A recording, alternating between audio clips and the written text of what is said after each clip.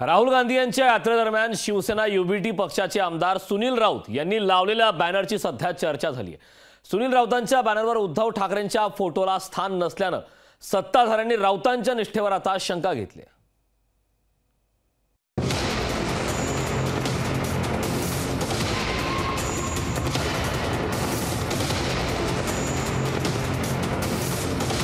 राहुल गांधींच्या भारत जोडो न्याय यात्रेच्या स्वागताचा हा बॅनर पहा।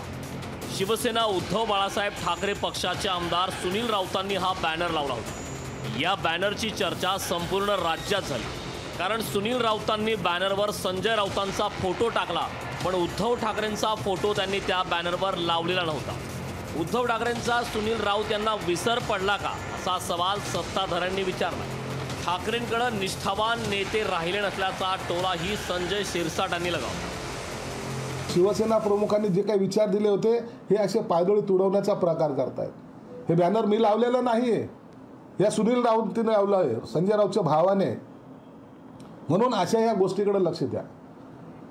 उभाटा गटाला आता त्यांचे दिवस फिरलेले आहेत हे दाखवण्याचा त्यांनी प्रयत्न केला आहे। सत्ताधाऱ्यांनी विचारलेल्या प्रश्नांना सुनील राऊतांनी उत्तर दिलं। देशासाठी त्यांनी भारत जोडो यात्रा सुरू केली आणि त्याचं स्वागत आम्ही आमच्या भांडूपमध्ये करतो।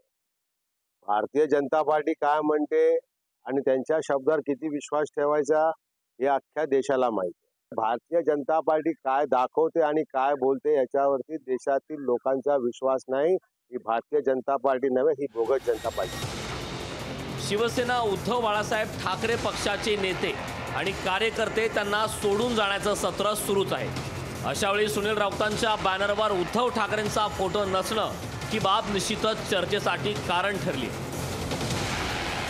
ब्युरो रिपोर्ट, लोकशाही मराठी, मुंबई।